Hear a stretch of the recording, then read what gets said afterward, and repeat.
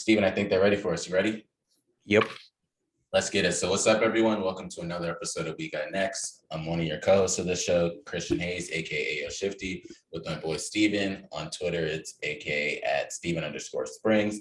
And as always, last week was a Steven Day. He's still doing the same thing, so make sure to end up tuning into his tweets that he does end up saying on Twitter. We'll get back to that because there was another one this week that he was calling out somebody else. He wasn't calling corny or nothing, but it was very similar to that. But before we get into anything else, what do we have coming up in terms of like spring ball? Is there anything like exciting? It doesn't have to necessarily be Penn State. It can be anybody. But what do you have upcoming that people should look forward to? Yeah. So tomorrow is going to be the first quick slants episode of 2022. So it'll be the standard 8 o'clock time for the release. In terms of spring ball, it's just really like, so spring ball for like particular fan bases, it doesn't really mean much. Like as like college football as a whole, everyone kind of knows how spring ball is. You know, it's like you go through winter workouts right now.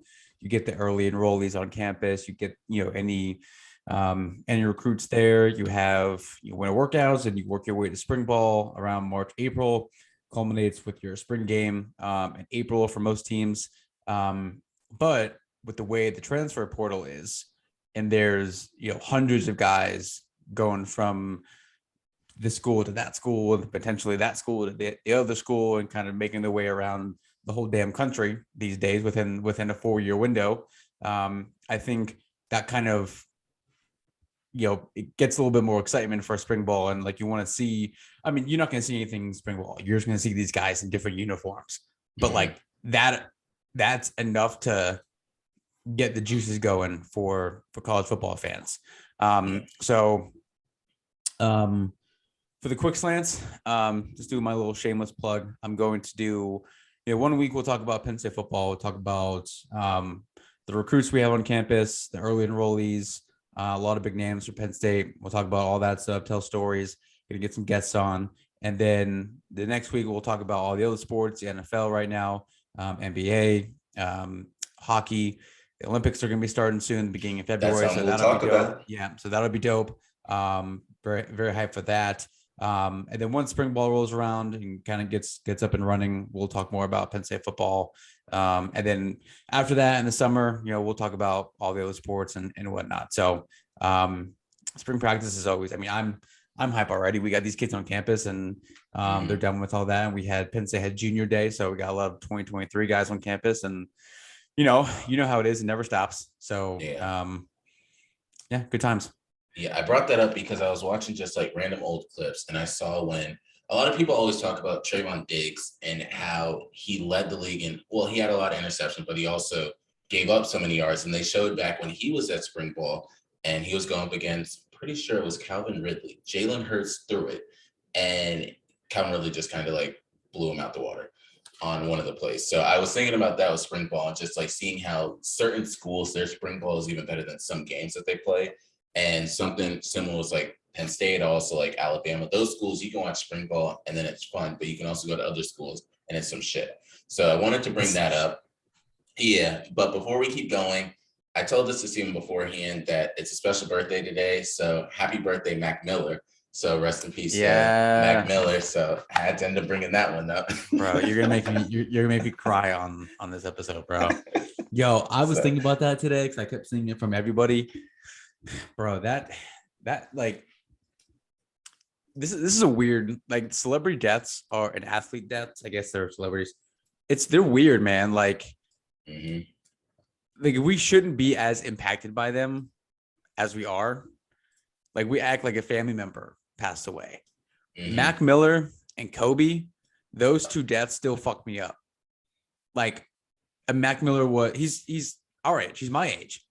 He's only 2 months older than I am. So, and I saw him in concert. I saw him all the time at Penn State. He had a lot of connections up there, being from Pittsburgh.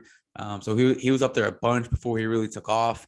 And like, his music was all of my freshman and sophomore year of college. So like, he was coming up, I'm not gonna say as we were coming up, but he was coming up, as we were going through college. And that, like, I mean, that shit still, I just, you just can't believe it. It's like a family member. Like, you just can't believe that person is gone. And then Kobe, I mean, that shit just like, both of them were just like that. It's not like they, were sick for a long time and you kind of knew the end was coming. Like, you just woke up one day and, Mac was gone, OD. Kobe died in a fucking helicopter crash. Like, just the most random shit to two people who, you and I both looked at as like those prominent figures as we were growing up in the music industry and in the sports industry, the sports world. So it's always weird when celebrities die or when athletes die. It's always like, we shouldn't be as upset as we are. But I mean, that shit, like I said, that still messes me up. Yeah, that I can absolutely agree on those. Because I remember when they brought up Chris Henry again, I was like, damn, like reliving that story and just hearing what happened. You're like, shit, like some of these deaths, like Demaryius Thomas, same thing too. Yeah. But Sean Taylor too. That's another one. Yeah. Yeah. It's crazy. Some of them, like Sean Taylor, I remember, but the Demaryius Thomas one is like, shit, like I felt like I knew that person. Although I didn't really know him, it was like, damn. Then like Mac Miller, I listen to his music back now, and there's so many signs of him calling out. We won't analyze everything, but like I listened to The Weeknd with him and Miguel, and it's like, damn, he talks about not making it to the end of the weekend and stuff. You're like, fuck, like he was saying this stuff, and then look how he ends up passing away. Yeah, it's really sad how his career. I mean, like he was still making great hits, but like once he really, really made it, it was more mainstream than just putting out mixtapes. Bro, kids these days don't know what mixtapes are. No. Like, we were on Dat Piff. I know you were. I know you on Dat Piff.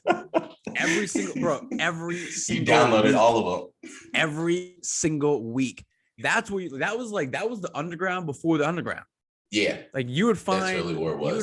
You would find bangers, bro. I still like, there's still like when Wiz Khalifa, that was like that period of time is kind of when I started to discover Dat Piff.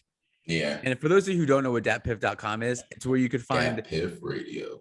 Literally every single artist's mixtapes from like way back in the day. That's where you had to get it because you couldn't get it on Apple Music and stuff. No, God, no. And you could there were pages of mixtapes before you'd get to the shit that you heard every day. And like you'd find that's where you'd go back and look at Wiz Khalifa and Mac Miller were the two big ones that I would go back on there and look. But you had, I mean, there was every artist was on there. Yeah. So that was something because Migos and Meek Mill were also there. Don't want to end this on a sad note, so I'll segue into like some mega news. Stephen may or may not have heard about it, but when I bring up the number with this acquisition, it's a big one. So Microsoft was the big news of the week in the stock markets. Microsoft acquired Activision Blizzard. And for anyone, before I get into numbers, Activision Blizzard are the same ones that create the Call of Duty series. But Activision Blizzard was acquired by Microsoft for $68 billion. And they end up doing it at a premium, which was $95 a share. So the stock did run up the day that this acquisition happened. I was able to listen to CNBC and end up hearing what the CEO of the gaming aspect of Microsoft had to say, but then also listening to what the CEO of Activision had to say. The deal's not going to go through this year. It's one of those things that they announced the acquisition right now, but then it'll go through in like 2023. The other thing is, with this, it has to go through Capitol Hill. So all these things have to go through them. And then they talk about like antitrust, and then is it going to be a monopoly and stuff? And the big reason why major reason why it will go through is because you still have like EA Sports that's still out there. You have Take-Two, and then you have like Roblox. There's a couple other ones that are still there. So Microsoft acquiring Activision is a major thing because if you all think they already have Xbox, then they have now Activision. So that's a huge thing that a lot of people are now going to go into Xbox in itself. But then also the reason why the CEO of the gaming aspect of Microsoft said they wanted it too was the metaverse. And it's something that we do talk about a lot. And the metaverse is going to be something that's important. Other companies, if you listen to them like Meta, aka Facebook, and then Amazon's trying to get into it. I'll talk about it in a little bit, Walmart. and then you also have NVIDIA, and these different companies already have those components. Microsoft bringing on Activision is a big one for them, but it's $68 billion. So Steven, we don't have to dive too deep into it, but just the number itself, what is your thoughts on that? My first thought is, when was the last time you played a video game? Like honestly, at least 2 years ago, 3 years ago. And that was just Call of Duty, not even like video games. I think the last time I touched a video game controller was probably in college. So, and I turned 30 in March. So that was like 8 years ago, probably going on like actively playing video game, probably like 10 years. Yeah. I just like middle school and high school when it was like all the rage and like we had no responsibilities whatsoever. We could stay up until 2 a.m. Before Xbox Live, you just play campaigns and dynasty modes and all that kind of shit. Like that was like again, like real quick, left turn real quick, and we'll get back to the numbers, bro. Like we came up at like the best time. Yeah. Like you're how old? 28. Yeah. So you're a year younger than I am. For some reason, I thought you were like 21 still.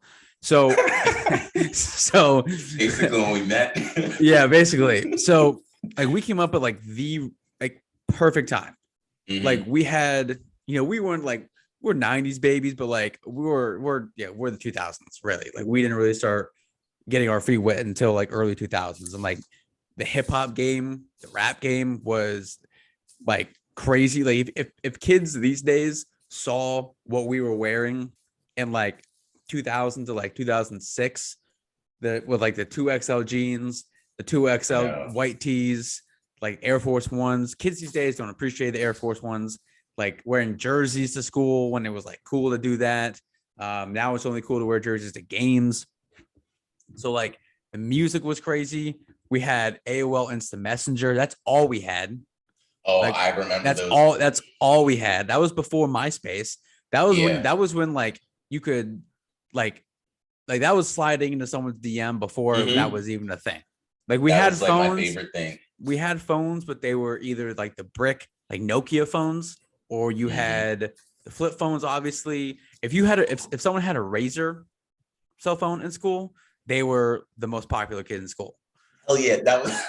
And then we had CD players. Yep, we had CD players. That was like, bro, if your CD got one scratch on it, you're done. You're done. That shit's gonna skip all day, and you're gonna go from song 1 to 8.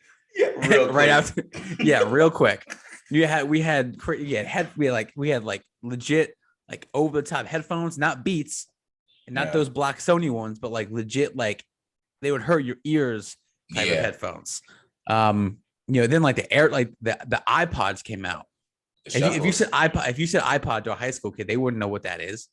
No, they don't even make those. Really. They don't. And like now everything's there. And like then MySpace came around, but then it was just like it was literally just Xbox and PlayStation 2. That was it. I mean, you saw like Nintendo and everything, but like Xbox and PlayStation, you had these gigantic Xbox consoles, and you had like the PlayStation. Yeah, and then you had like you had PlayStation 2. We had it so good, but we came up when social media wasn't even a thought. No, thank God, because we would have done some shit. Like I would have. We both would have done some shit. Knowing how you are, knowing how I am, we both would have been in some shit. Hey, AOL was good enough. It was fine. And then when we got to, it wasn't until we got to till I got to like my junior or senior year of high school is when like Facebook really started to like take off, and that's when kind of things started to blow up a little bit more. And then Twitter was the next one to kind of evolve once we got into college. But it was not even like, it was a baby compared to what it is now. You weren't like realize it. We weren't doing the shit that we were doing. Like Instagram was the same way. Literally, you just posted on Instagram, like just to like let people know what you were doing. Like if you got likes, dope. And like if now it's like if kids don't get like 100 likes on a photo, they're gonna take it down. Because it's like Exactly. That's really how it is. it doesn't, bro. If I get like 10 likes on the photo, I'm fucking hyped. Hype. Yeah. Hype, bro. Hype. Yo, Hype. someone said something. And then there was like, yeah, someone comments on my photo. Shit. Oh, I know. And then, and like we had it so good. And then like Snapchat and everything else started evolving after that. And then like I think like the last great year that we had was like 2012 and 2013. Yeah. After that, music, I don't know what you want to call it, like the rap game, I don't even know what you want to call it after that. Everything just started to go downhill and things were just all, it was all social media. It was all like just, not brainwashing, but I guess pretty much brainwashing after that. But man, we had it like, I think about that a lot, especially having two kids of my own who are almost 5, almost 3, and like what things are going to be like when they're 10, 11, 12, and how different, like completely different, not even just like they're going to be their lifestyle is, but like the entire world. Like I think about like how we had it back in the day. God damn, we had it. Like now you get a text message on your phone. We get one every morning if the kids don't have school. Like, hey, school's canceled. Great. But I don't know about you, but you had to wake up in the morning. And I saw this tweet TV. You had to wait for that shit to scroll across like the draft. Yeah, and you did. Waiting for your school, bro. And if you missed, like if you missed your school, and luckily, living in state college, we were at the end of the alphabet. So there was days where like you had to wait for a lot of them, and like it would show the school, but it would show it for like 10 seconds. So you just wait, and it wasn't like it was. And if you didn't see your school, and you knew what school was before yours. Yeah, and like you knew it was before, and you knew what was after. If you didn't see your school, but you saw all other 20 schools in your county, you'd be pissed. Like, come on, bro. Exactly. Sick. You had to go to school, and then you had to go to school. Bro, we had it so good, man. People have no idea. So I got something for you. This is something else that people have no idea about, and I've watched this probably like 5 times already. Oh, I saw this. Yo, I saw this. My man just in the church, yo. And then the pastor is just looking like the pastor doesn't even like. I think he's still like going on with the sermon. He's still okay. Back to it, bro. What are you swinging on somebody in church for? You don't even have to be religious to know like that's not okay. Steven, how mad does somebody have to make you? And then this was the other one. What is this? Okay, so this is the Coast Guard. All right, yeah, there's gotta be a backstory to this. Yeah, so that's the Coast Guard on top. He surfed up on them, and this is a cartel submarine underneath. And then they have cocaine inside of it. And it's on Vice, so shout out to Vice because they definitely put out all the information that a lot of people won't ever say or do. Yep. But so the backstory is Coast Guard pulled up on him. He's going to knock on top, not knock like a nice one, like bang on top of that shit. And they were like, this man clearly thought it was the Domino's man that was about to come there because why the hell are you opening the top? But so this is what happens. Hey, like, and then he just opens his hand. Why would you open it? Like that you know who it is like, on top of you. Bro, and it's not your boy like, yo, you left me outside, guys. Like it's not like you left your boy outside. Like it's literally nobody else. No. So that was the other thing I wanted to end up bringing up. I'll segue and go through everything else in the crypto market really fast for you guys. So a big one, and I want everyone to see this. So this one is Etherprinter. Big part about this is before they launched their V2, they actually were sitting at a $40 million market cap. Once they finally hit V2, a lot of people sold off everything. So it dropped down to around like $5-6 million, which is a huge drop for everyone out there that can do simple math with that. And then they end up announcing that their V2 wasn't going to work and that they were going to go to a V3. So it ended up making the price drop from around like 5-6 million to around 2 million, which is sitting at right now. If anyone's been in it for a long time, they know that 2 million is a pretty good price to get back in at. Not financial advice. I'm not a financial advisor yet, but I did get in at this point. So I wanted to let everybody know, just full transparency with everything going on with it. But I wanted to bring that back up because they also announced that they are not going to their V3. They're going to stick with their V2 and just roll with this. So the printing machines will stay on. For anyone that doesn't know about Ether Printer, every time anyone does any type of transaction, they do give some of it back to their community. So that was that I wanted to bring up real quick, and then we'll get into the prices. So Bitcoin is at 41,000. I'm not going to go through the price like everybody else. I just want to highlight the big things. What a lot of you all need to realize is I'll show you Bitcoin and I'll show you Tether, and then you can look at the rest of the market. So everything is basically sitting in the negatives. Cardano is not, because they're about to release like this decentralized exchange and a lot of their cryptocurrencies finally on their platform. But the reason why I wanted to bring up Bitcoin is a lot of people think that, oh, Bitcoin's the only one dropping. Bitcoin is not the only one dropping. Because if we end up going to the stock exchange, all of the tech sector is dropping. So currently right now, NVIDIA is at $250 at the time of close. But if you can look at where its high was today, so its day high was $265 and its low, which is at right now, $250.67. So anyone can do that math. That's a $15 drop. If you look at it, it's a 3.23% decrease. The other one I want to bring up for everyone here is Tesla, because everyone likes talking about Elon Musk. That's also in like the tech-ish sector. It pulled back $34, which is also 3.38.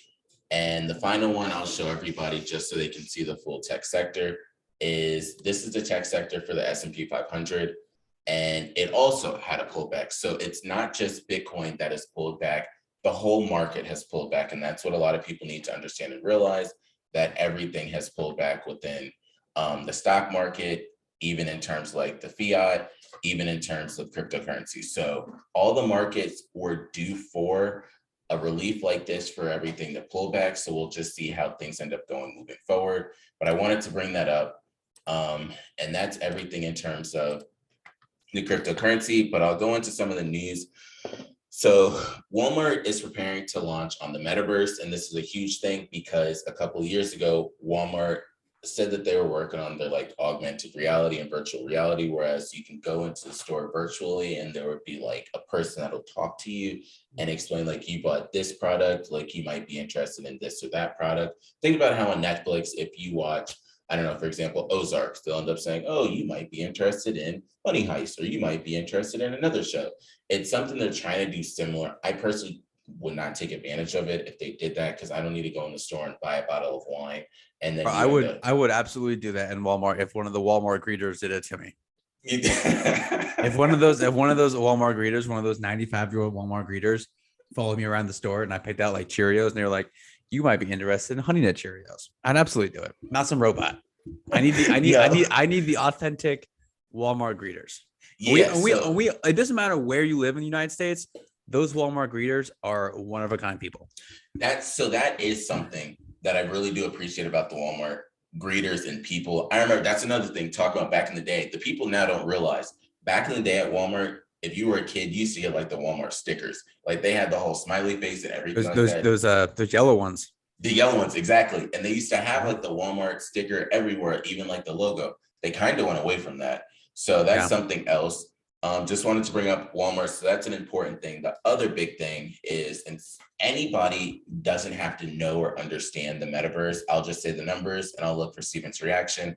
So Meta, aka Facebook, is investing $10 billion and also looking for 10,000 employees so that they can start investing more resources into the metaverse. So Steven, just on the surface, what do you think that means? It means Facebook's going to make a shit ton of money. Exactly. So that's the big thing. It also means that everyone out there that never thought that the metaverse would be anything, it's inaccurate. The metaverse is clearly going to be something. Travis Scott, love him or hate him, Travis Scott did a concert through like Roblox in the metaverse-ish. So now going forward, a lot of other people are going to start using the metaverse. Bro, why can't things just be simple?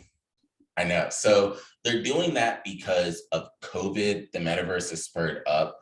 Because if you can't put enough people in the stands in reality, maybe you can end up bringing them into like a metaverse-ish way. So if you're in China and you really wanted to go see Travis Scott, but due to COVID, you can't go over there, you can end up seeing him. Another thing that I thought was cool, and this is something that I'll tell everyone about later on, I started diving deeper into the Solana NFT marketplace, and they have one called Metaplex. So some of the investors in it, before I tell you about the one I've been looking into, some of the investors into the Metaplex Foundation, which they had a $46 million round, was Michael Jordan, Allen Iverson, and Kevin Love.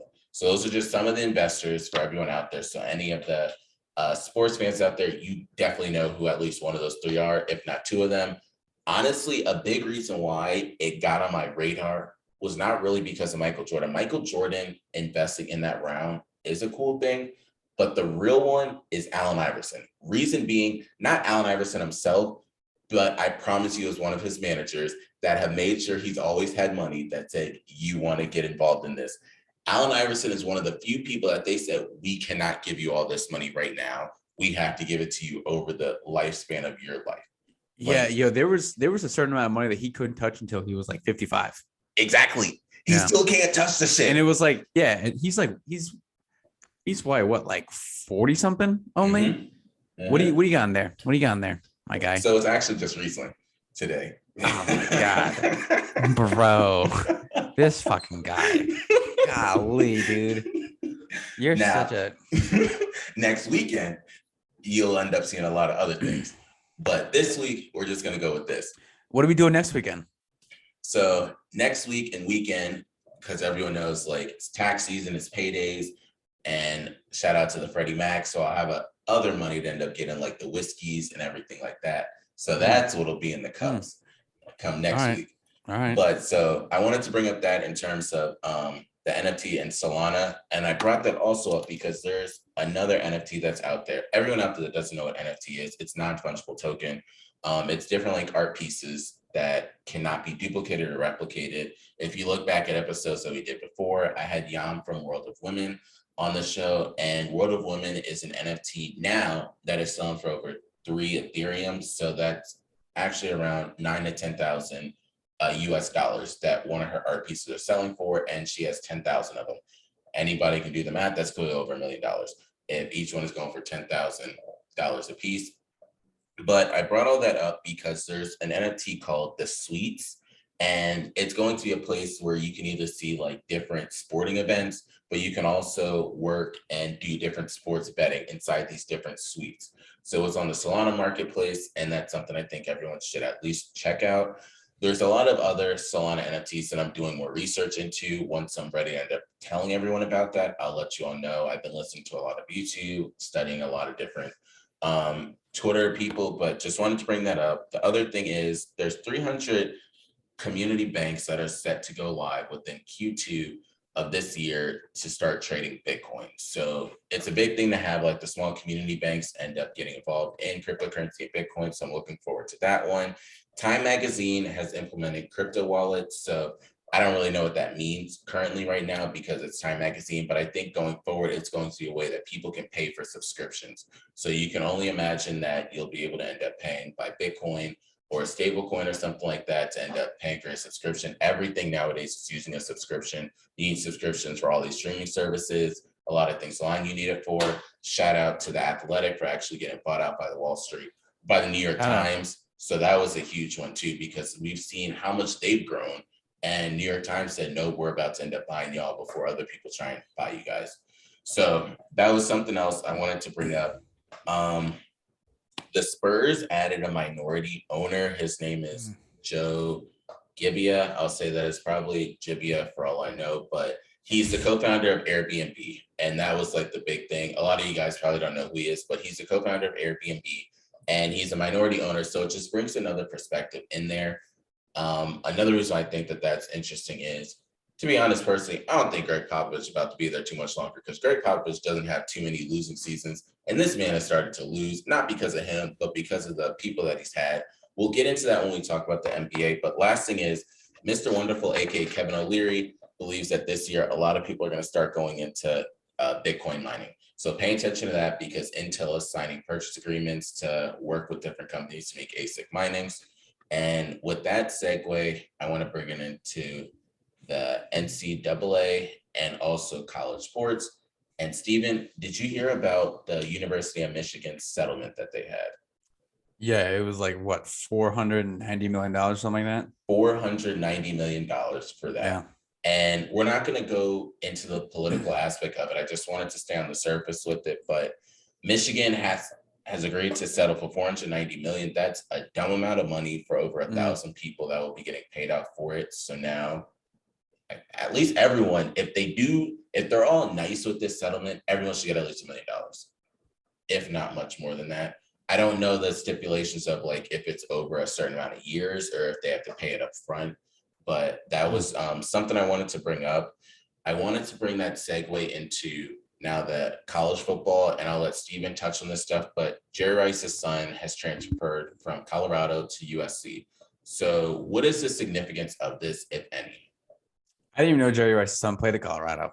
How, like, you had like, I wonder if those guys like Jerry Rice, guys who have, who are considered the best of the best ever, not just in like in their sport, but like all sports.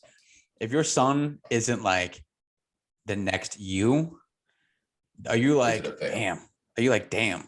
Because so far, I'm trying to think of like MJ's son. Like, nope. Only like the only two, and you can chime in after if you've seen somebody else, but the only two guys whose kids look like they're poised to make a run at dad are LeBron and Tiger. So I will say Tiger, now also Serena Williams' daughter, who's like 4, hit a backhand, which was like, I tried tennis and like playing it in gym class in high school. That's about as far as I got with it. But like we obviously know how hard tennis is. How hard it is like hit a backhand. Like she's like 4 and she can probably beat half the people on the tour. That's a lie, but like, you know what I mean? like you get it. But like Tiger and LeBron sons, I mean, we've all seen Bronny. We all know like it's the same thing. We've seen LeBron, we've seen Bronny we've seen LeBron since he was 14. We've seen Bronny since he was literally born. Yeah, because he's LeBron's been in the league that long, and now Bryce, who apparently everyone's sleeping on how everyone is sleeping on how nice Bryce is. So like, and he's I think 3 years younger than Bronny James or Bronny Jr., whatever his name is. But like then Tiger's son is I think 10. Yeah, I think Tiger's son is going to be bro. They just won something not too long ago. Bro, I like you play golf, right? Or you've tried to play golf? Yeah, so I've been playing golf since I was like 9. I wouldn't consider myself good, but I've been around the game and like I've played it since I was 9. And I worked at a golf course. So like we all understand how even if you don't play golf, you understand how hard it is. Tiger Woods' son was hitting shots. I think his name's Charlie. Was hitting shots that like guys on the tour can barely hit. And he was hitting them for an entire weekend. And his mannerisms, the way he, twirls the club, the way he does this and that, it is identical to Tiger. And Tiger seems like the dad, much like LeBron, who, he knows that his son has it. He has he doesn't need to push him, in like practice or whatever. I'm sure he does a little bit, but like they both are just like sitting back. Like, I mean, I don't have to do shit. I don't need to do lessons. They just saw it. They picked it up and they've both been around the game for years. So, I mean, like, I can't remember another, I guess Ken Griffey Jr. is another one that like he came after he played with his dad. So that's wild though. Like, but I didn't even know, again, back to your original point though, I had no idea Jerry Rice didn't even play at Colorado. So shout out to him, I guess, for making that move to USC. Yeah, and we can say this, it's the Lincoln Riley effect. Because for sure. A lot of are definitely do that. The other thing I wanted to bring up was Arkansas's running back, for better or worse, Traylon Smith. He entered the transfer portal. Is there a significance to an Arkansas running back entering the transfer portal? Is it just like everybody just entering it? I mean, I saw him run all over Penn State in the Outback Bowl. So, I mean, I know who he is. It's just the thing to do now. And like you gotta, and we've talked about this before, like there's gotta be some regulations on the transfer portal. Like you can't just like do it. Like you have to either wait till your season's over, which a lot of guys do. It's not rare, but it's, it doesn't happen often that they do it like mid-season. Now, if that starts to become a thing, like you can't do that. Like, no, we're not gonna let that happen. You got to at least honor a year of your scholarship or whatever. Like you got to wait till after the season. You can only these guys, like some guys like Tate Martell. Tate Martell, I don't know if you know who that is, but Tate Martell started off at Ohio State. Then he went to Miami, and then he went to UNLV, I think. Now he just retired from football to go into some other, other avenues of life. But he never played. So people were like, well, he just retired from practicing. So like, but like you can't just like you just can't just like bounce from coast to coast and the Northeast to like to the Midwest. And like, if your situation, like we talked about plenty of times, like if your situation isn't bad, if you're not starting week 1, like that's just like again, it's this generation is just like, I'm not gonna go the whole Kirk Herbstreit route and say like these kids don't love football and like they don't love the game like like guys in the back in the day used to, but like there's gotta be some sort of regulations with the transfer portal. Same with the NIL, and like we've just scratched the surface on that one. Same with I guess the transfer portal, but like there's gotta be like you gotta wait till the end of the season. You can only do it once. Like you can't, you gotta wait till after your freshman year or whatever. Like there's gotta be something because these kids are just doing it left and right all the time. And like they just want to put out those cool edits on Instagram. Like, first off, I want to thank God and my coaches and yada yada yada. And like, with that said, like the whole thing that we see all the time with these kids and like high school kids committing and all that kind of good stuff. So, I mean, there's very rare occasions where I'm surprised that a kid's enter the transfer portal, especially after coaches leave. Like that's just like as soon as a coach leaves, you can almost guarantee that there's going to be 5 to like 10 players, whether they're, first string players or not. Like there's probably like guys who just came in as like freshmen, like 3-star guys who are like, oh, Mike, the coach who just recruited me left, I'm gone too. And whether they follow them or not is one thing, but there's gotta be some sort of regulations about it. And I think that they're trying to like see what guys are doing, how they're taking advantage of it, and what avenues are going down, why they're transferring, all that kind of good stuff. So it'll come to a point where it's just mass chaos, and it always reaches, like, especially with NCAA, it always reaches that mass chaos point before they start to tone it down and, put rules and regulations in there, which they're going to do for sure. So I wanted to bring that up, and now we can segue over into the NBA. So before we touch on everything in the NBA, so I went to the Blazers and Wizards game over the weekend. We were BJ would be pissed because he was trying to go to that game, but couldn't go. He's the star player was Kyle Kuzma. Yeah, so, yeah. Because for everyone out there, Bradley Beal did not play. Damian Lillard is injured. CJ McCollum did not play. So it was Nurkic and it was Kyle Kuzma. They're the big ones, and of course Anthony on the Blazers. So those were like the main ones. Montrezl Harrell was out there too, but it wasn't one of those star spectacles. If everyone remembers, early in the year, the Wizards were one of the better teams, and they came back down to earth. That's really what happened. So I went to that one, but the funniest part about that game is on January 15th is when they implemented the COVID cards. So my dumb self forgot my COVID card. So I had to end up finesse the George Mason system to make sure I could get into the game. So I got into the game, and then we ended up going to the game.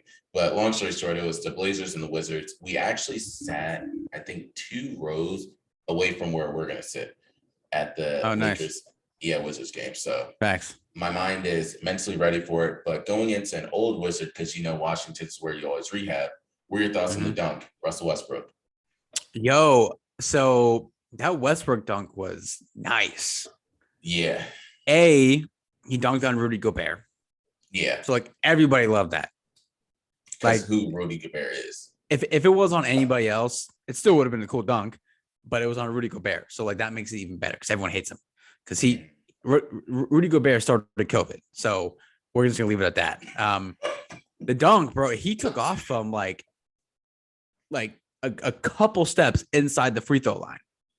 Yeah. Now we haven't seen that Russell Westbrook this season, let alone like for the last like 2 or 3 seasons, wherever he's been.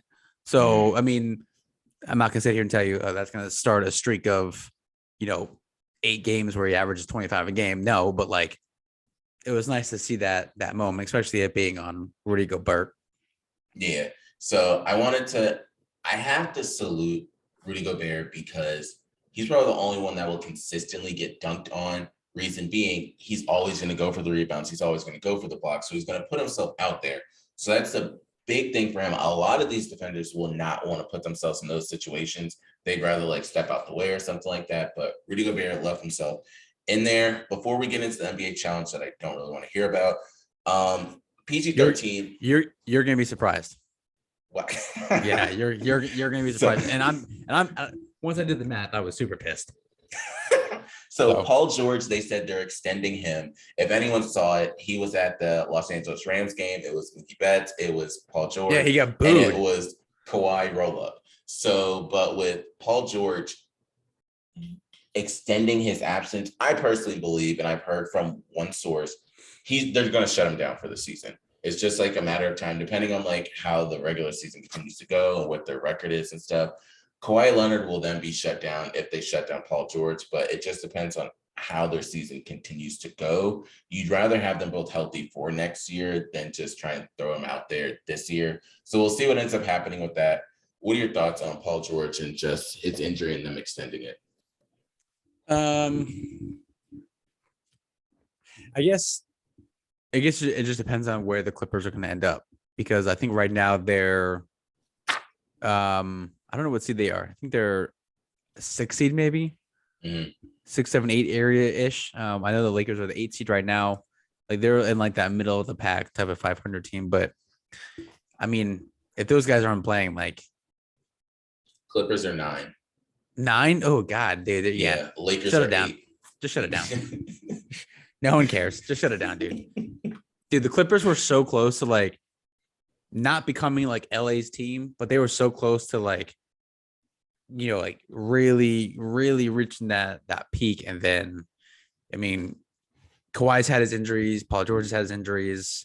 They traded Pat Bev, so, they got rid of the heartbeat, which was Pat Bev. Yeah. But Clippers suck, bro. The Flippers, I mean, sorry. I like to call them the Flippers instead. Yeah, the Clippers are not the greatest. And since we got into the standings, tell us about the challenge. All right. Because I just saw the Timberwolves record too. Okay. So we haven't touched on this in quite some time. So to recap, I came up with literally just the most random. This isn't even like fantasy. This is just like pick 4 teams, pick a lineup, and pick 2 bench guys, and like end of the season we'll figure out what the winner gets. We'll go from there. It might be like a case of beer, a bottle of something, $10. Who knows? A high five. Yeah. I don't know. We'll think of it. We'll come up with something. So the thing was, each guy picks, and it's literally just me and Christian. There's nobody else involved in this. It's just us. Yeah. For the first year. For the first year, and we'll go from there. Maybe this will be like a whole thing. But you pick 2 teams from both conferences. One team that made the playoffs, one team that did not make the playoffs, from West and the East. And then you pick a starting 5 that couldn't be like LeBron, Durant, Steph, Harden, Joel, Giannis, whatever. And then you got 2 bench guys, but they have to be non-starters. Okay. So my teams. So I'll do mine first, and then I'll go to yours. So my teams from the East, I chose the Heat and the Pistons. Okay. Mm-hmm. The Heat are 28-16. Pistons are 10-33. So my East teams are 38-49. Okay. Not awful, but like the Heat are obviously carrying my East. In the West, I chose the Mavs and the T-Wolves. Okay. Mavs had high expectations. T-Wolves did not. But Mavs are 25-19. T-Wolves are 22-22, sitting at 500. Pretty good. Okay. Pretty solid. So I got 47-41 for my West. Not bad. Okay. I'll take that. Christian's East is now we'll see what happens with the Nets. But yeah. He chose the Bulls and the Nets. Bulls are the surprise team in the league. If you know who they have on their team, it's not a surprise that they're playing this well. 27-15. Both teams pretty much have identical records. Bulls are 27-15. Nets are 27-16. So 54-31. So Christian's kicking my ass in the East. In the West, It's different. it's a lot closer. You got the Kings and the Jazz. Okay, Kings are 18-28. Not surprising. Jazz are 29-15. So they're near the top of the West. 47-43. So I am currently. We both have 47 wins in the West, but I have 41 losses. You have 43 losses. So like we're close. We're close. The T-Wolves are saving my ass in the West. So shout out to them. Now on to the starting five. My starting five: Luka, Jason Tatum, LeBron, Julius Randle, Kristaps Porzingis. They're all playing. Yeah, they're all playing. So I have 4,069 points between those five guys, right? Your starting five: Damian Lillard, Devin Booker, injured. Kevin Durant, injured, Jimmy Butler, I think been injured, and Joel Embiid. Okay. Now listen. I told you you're gonna be surprised. I had 4,069. You have 4,090. So you're still beating me for a week. Yeah, for a week. So I think Damian Lillard's out for the season, correct? He's out for a minute. He's having abdominal surgery, but they're not gonna make the playoffs. And CJ McCollum's out. So I thought about being the nice guy that I am. I will let you pick someone to replace Damian Lillard. I will give you a reserve guy to choose over Damian Lillard. I'll give you until next week to choose your guy. Okay. A reserve guy, like someone that's on my bench, or I can choose anybody that's not a superstar. Someone that's of equal status to Damian Lillard, and that does not mean Steph Curry. Steph Curry is not of equal. So no, I would only choose Ja or Zach. Okay, so if you want to pick either one of these two guys, do a coin flip. That's fine. Okay. Wow, so that's very nice because my team was yeah. But I'm not doing the same thing for KD because he's only out for 4 to 6 weeks. Yeah. So we'll see. But yeah, so far you're beating me in that one. But that's going to change here soon. Absolutely. Now your bench, we both have Jordan Clarkson, so he's doing well this year. I really want Tim Hardaway Jr. You did. So my bench has 886 points total. Yours has 1,201 because my other bench player is Andre Drummond. Now, if we were doing rebounds, I'd be kicking your ass. Oh, hell yes. But we did straight rebound. Hardaway's got about 300 more points than Andre Drummond. So your bench is going to carry you because at the end we're adding up the bench totals to our totals too. Yeah. To the starting five. So your bench is going to carry you for the rest of the way and replace, the loss you're going to have of Durant not being out for 4 to 6 weeks now. Yeah. That's so, tough. Yeah. Again, my East 38-49, your East 54-31. I think you're going to cruise to victory on that one. The West, I'm 47-41. You are 47-43. Tight race. My starting five is 4,069. Yours is 4,090. So again, still close, but you're losing a ton of guys, and you're going to replace Damian Lillard. Falling. Yes, quickly. So you're going to replace Dame with either Ja Morant or Zach LaVine, correct? Yeah. Okay. And then your bench is 1,201. Mine is 886. So your bench is going to kick my bench's ass. Duh. But it's a lot closer than I anticipated because I had LeBron was out for a while. Julius Randle was not playing great.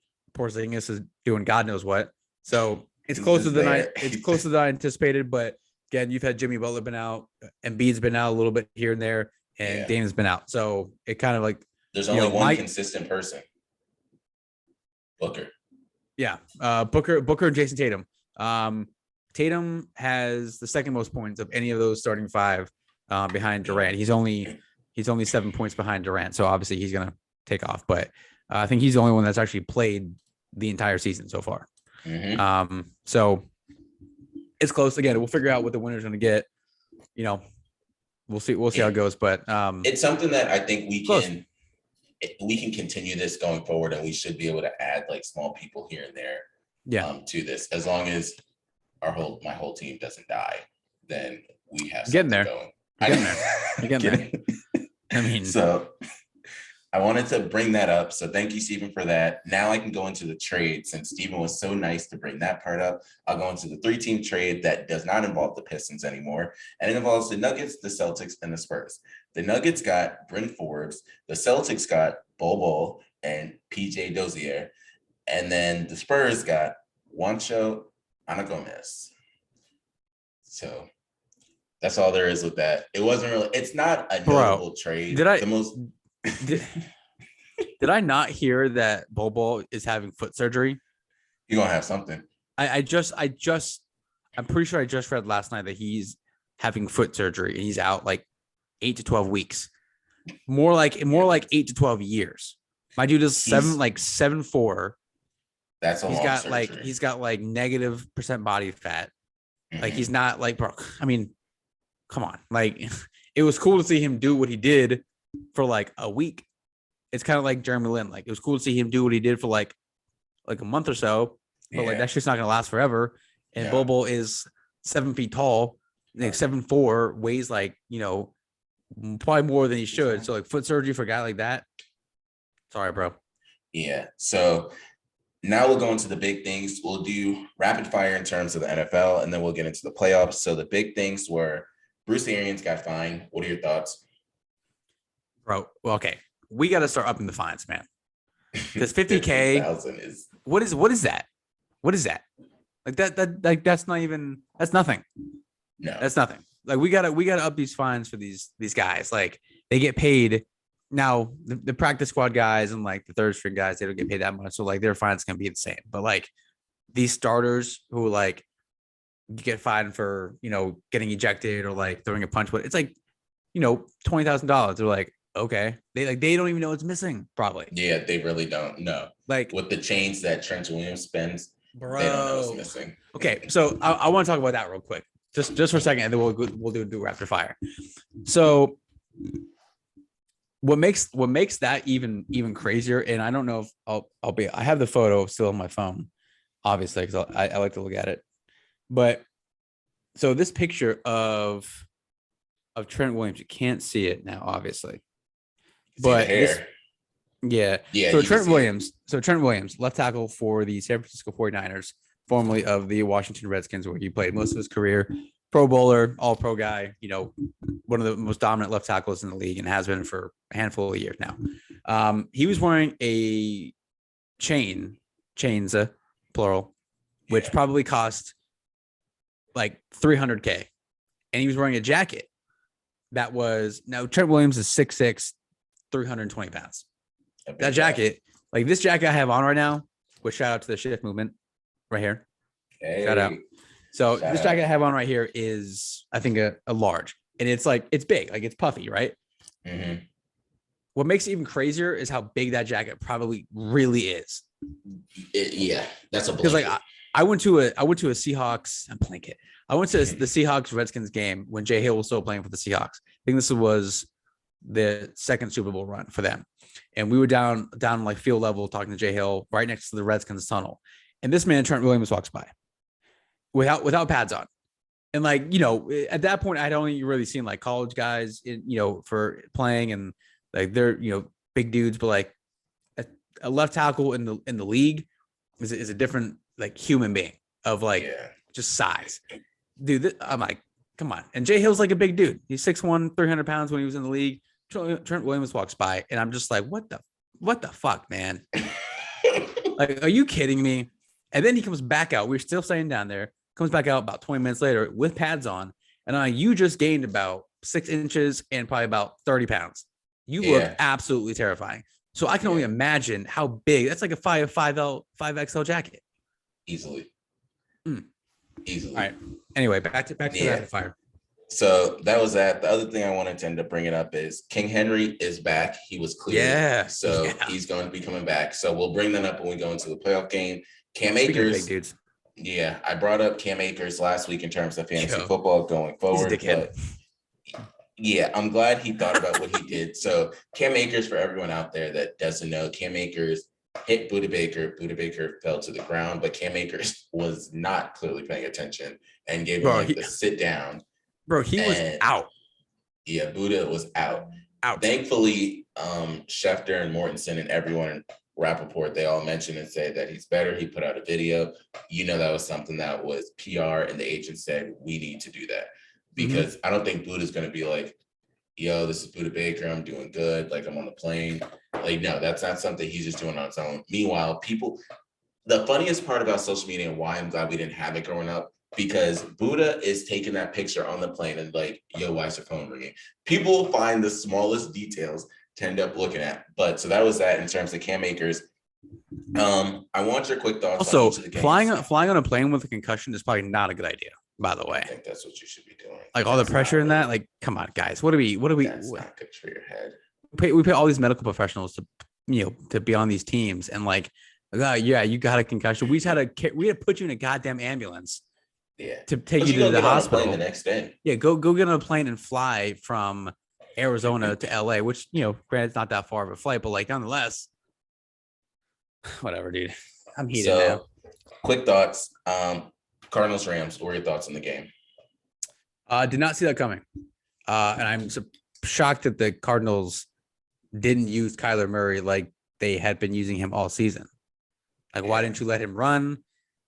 And I don't know if you saw this. You'll find this funny. When he threw that completely ill-advised pick six, Booger McFarland said, what in the Carson Wentz was that? Yeah. So that was such a Carson coming back. Bro, that was such a Carson Wentz throw too. It was. So he brought up Carson Wentz, and the Colts don't even know if they're going to bring him back next year. They got to think about it. We told Joe that's why we stole that pick from you guys. We'll get into that in a second. Bucks Eagles. What were your thoughts on the game? So I had the same damn thoughts. I don't know why I follow a lot of Eagles people, and a lot of people are texting me saying we're about to win this game. And I told Steven since day one, I didn't care for the playoffs. I just wanted those 3 picks, told all my Cowboys friends, I just wanted the picks. So as long as we don't do no stupid shit with the picks, we're in a good position. Mel Kiper put out his early draft picks for us. It's not going to happen because we are not smart enough to choose 2 defenders and 1 wide receiver. Ain't no goddamn way that's happening. But we got 3 picks, and Carson Wentz might not be there. Next game, Pats Bills. I'm surprised by that game. Yeah, that was a better Bills team than I expected. So I was surprised by how much they won by. Yeah. I'm looking forward to the Bills Chiefs game, but I'm surprised Josh Allen threw 5 touchdowns, which was kind of a bigger thing. I don't think he's going to duplicate it again in the next game because he is still very inconsistent. You will have like amazing Josh, or you will have, damn, that's why he went to Wyoming, Josh. Next one, Cowboys 49ers. Cowboys suck. They just don't know how to do clock management. That's all I'm going to say with that. I chose the 49ers off of their run game, but the defense did come through. I want to see if Bosa is able to play next week, which was a big thing that they came back from. I'm hearing Garoppolo might not play. Well, dude, they're playing. First of all, they're playing in Green Bay at night, and it's going to be negative degrees. The Niners have no shot. It doesn't matter. No shot. Chiefs Steelers. Yo, when I tell you I was hyped for that after that first quarter, bro, I was shocked. Hyped. Yeah. And when TJ Watt got that scoop and score, yeah, I was even more hyped. And then that quickly fizzled away, and I was like, oh, okay, well, this is what I expected. So now I didn't expect them to get routed like that, especially after the Chiefs didn't score a point in the first quarter. Yeah. And then they scored 42 points in the next 3 quarters. So wasn't expecting that to happen, but I did anticipate them to lose. So that's one thing Steve and I can both say. We both didn't expect the Eagles or the Steelers to really win. But of course, seeing a little bit of hope is always cool. Steelers had more hope than the Eagles. The Eagles just started off not ready to win. But only thing I have for the Chiefs is Travis Kelce. But he scored and he was throwing touchdowns. Yeah, final game, Bengals Raiders. I think this was the least interesting, but in terms of the refs, it was the most important. Yeah, good for the Bengals getting that playoff W. I saw that no one has ever sent a text message that the Bengals have won a playoff game. because the Bengals last playoff game was 92 and the first text message was sent 93. So that's wild. Fire away. So good for them. Good for Joe Burrow. Yeah. So that was the quick fire over there. Let's go into the playoffs games. So Titans, Bengals, who you got? Whew, man.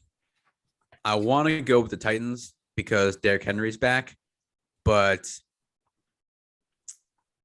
I'm gonna go with the Titans. Yeah, barely by an inch. I'm only going with the Titans because if King Henry's back, and Vrabel comes from the Bill Belichick line, so I know he'll find a way to stop. You only really need to stop one person. Don't let him pass it as much to Jamar Chase, and you'll have a better chance. He'll throw it to Tyler Boyd, of course, but make it be Joe Mixon. You'll have a better chance if you make it like a Joe Mixon thing than if you make it a Jamar Chase. So I have the Titans in that one. 49ers, Packers. Packers. No shot for the Niners. I have the Packers. It's too cold. Rams, Bucks. I'm going with the Rams. Okay. I don't know. I think there's two players in that game who I think can dominate the game more than Tom Brady can, and that's Aaron Donald and Von Miller. And I think Von did good. The way that they played, it was weird because the Rams are on TV a lot, and I've kind of kept up with them just because they're just that team that you want to pay attention to because they have all the names on the team. But they both had Von Miller obviously didn't have that great of a season. Aaron Donald, shout out to him making his seventh straight all pro selection, which is bonkers. Yeah. He just came out and was like, I'm just going to take over the game. And I did. And there's very few players in the league who can, especially on the defensive side, who can take over a game like that from that position, which is just mind blowing that he does it as often as he does. And he's throwing around dudes like Trent Williams and guys who are large and just toss them around. So, the Bucks offense, they have they have Mike Evans, who's, he's coming around. They have Gronk, obviously, but they have Tom Brady. But I'm still, I don't know. I think the Rams get him again by an inch. Yeah, that much. So I have the Rams only if the offensive what the fuck, dude? What the fuck? Are you kidding me? You're kidding me. You're picking the Bucks. I just went through all of that. I went through that entire spiel of why I'm picking the Bucks. I mean the Rams. And you're picking the Rams too. So I'm only picking the Rams because of the offensive line for the Bucks. Because I watched that game and those offensive linemen just started falling. Well, especially quite literally with Tristan Wirfs. If he's not playing, no way. That's what I'm saying. No, and then also OBJ is finally being able to be OBJ again. Mm-hmm. And that's a huge thing because they tried to double team Cooper Kupp. And that was the most disrespectful thing to OBJ because it's all right, you opened up him. So if you have Cooper Kupp and Odell Beckham, Robert Woods, you're probably not going to be there next year. And then you have Tyler Higbee that's also able to do things. You have to cover them. Then it leaves Cam Akers. And the Bucs defense is not that good. They said it time and time again. You can cover maybe one or two receivers. And the other reason why I'm saying that is you only have one receiver on the Bucs. Now they can focus on Mike Evans. Mm-hmm. Johnson and all of them are not really going to do it. You can probably put good corners or somebody on Gronk. It's going to be Jalen Ramsey and Mike Evans. So that's a wash right there. Then if you want, Eric Weddle came back. So he might just destroy his body again and play on Gronk. What are we doing, bro? What is that about? I don't want to. You just want to come back. They just all want rings. Can he do that? Can you really just come back to the playoffs? I don't get that. I don't understand that. That can't be allowed. That can't. You can just say, oh yeah, I haven't played in 2 years, but I'll come back for the playoffs. Sure. I know, and I'll play with you guys. Yeah, for sure. I got the Rams. This next game we might have differently. Bills Chiefs.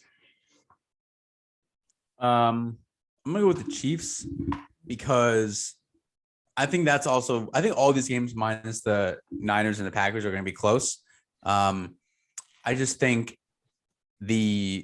what I saw. I mean, I know the Steelers aren't the Bills, but just they have so many weapons, man, and they're all I'm not gonna say healthy because no one's healthy at this point in the season, but like they just have so many guys to go to, and they're all just so fucking good, and they have so much speed. And if you just Mahomes is Mahomes, and like you just let him keep going, he's gonna just tear you apart. Yeah, much like he did against the Steelers. I have part of this is bias. I have the Bills, which nobody should be surprised with. I legit chose the Bills. But I'm not gonna be surprised if the Bills win, though. That's the thing. So there's two games that I'm really looking forward to. The Bills and Chiefs, if they were not in a goddamn cold climate. If this was in like California or something, it'd be amazing because just to see them both play. And then the other game is the Rams and Bucks. I think the Rams and Bucks can be a good one because it's in a nice weather place as well. But the Bills Chiefs, if Josh Allen plays the way that money in his pockets looks, it can be a close game. In terms of the play, it's going to be a lot of points because Patrick Mahomes is going to score a lot on the defense. Although they have so many like all pros and pro bowlers, well, all pros on the defense, I can still see it being an interesting game between those two. Stephon Diggs is going to have to ball out. He's going to have to put up a lot, but then also a lot of people focus on Emmanuel Sanders and Cole Beasley, but I want everyone to focus on Dawson Knox. So that tight end is probably going to play an important part in terms of everything, but I have the Bills in that one. So I want to close it up with what you got for the people. Not a whole lot, man. We're we're just chilling over here. I haven't really, we're just chilling. It's supposed to snow tomorrow. I know. It's supposed to get 5 to 8 inches. At least that's what it said. But yeah, just chilling, man. Just chilling. So I'll take up my time and Steven's time. For starters, Kanye West is a joke. That man tried to get into his daughter's birthday party. Right, he was. That's not the funny part. He texted Tristan, called Tristan Thompson, and Chloe said he couldn't get the address. So I'm like, damn, like Tristan being able to ball on the court and off the court and just do whatever he wants, scheme the whole system. That whole situation is just ridiculous. So that's what I wanted to bring up with Kanye, because after the party, Kanye was very happy that he got to go. The other thing is, shout out to Freddie Mac. So they're a very interesting company. Yeah. So they have a lot of rules and stipulations. So I won't be able to, I'm just letting everyone know this now, because I won't be able to say as many stock and trading ideas. Reason being, I can't trade or talk about affiliates of the company I work for anymore. And if I do have stock, I can't sell the stock unless I talk to the executives about giving me approval to sell any stock if I have my company stock. So there will be some things that I will have to change. It won't be necessarily a lot. When I tell you they had everything on lockdown because I had to get fingerprint scan, I had to put stuff in my car. And now when I go in the building, I have to either scan my badge or I have to put my fingertips on the thing for me to go in. It's some Dexter's Laboratory shit. And on top of that, for you to go in the bathroom, you got to scan to go in the bathroom. Oh, yeah? Damn, dude. Wow. So those are those two things. Other thing is, shout out to Habana. If you watch Money Heist, you get that reference. The other thing is, happy birthday, Mom. So when this comes out, it'll be her birthday. But that's what I got. Other than that, Steven and I think we done. We'll catch you guys next week with updates from the NFL. We out. Peace.